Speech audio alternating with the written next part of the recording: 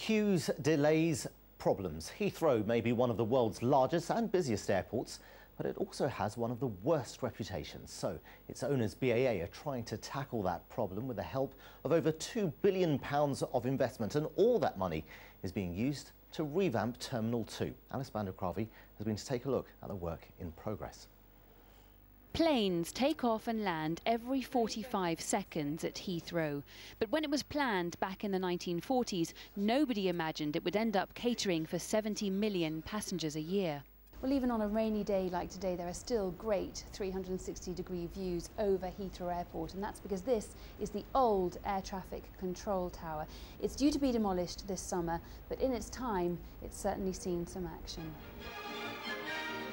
Like the arrival of world leaders, screen sirens and rock stars. But times have changed, and this old boy is redundant. After 34 years working here, Richard Smith says he'll be sorry to see it go.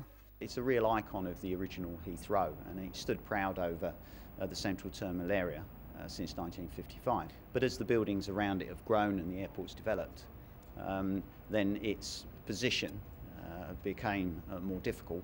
So it's making way for a brand new Terminal 2, set to rival Terminal 5 in its airy spaciousness and clean lines.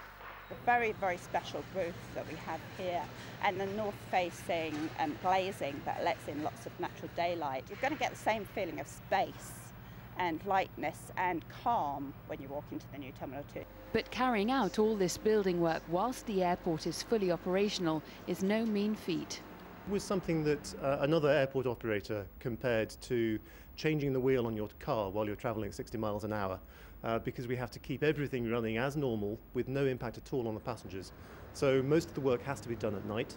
We have to be very careful with the way that we demolish buildings, so they have to be taken down by hand in many cases. So it's a slow, laborious effort. But worth every penny of the £2.5 billion they're spending if Heathrow can keep up with the times. Alice Bandikravi, BBC London News.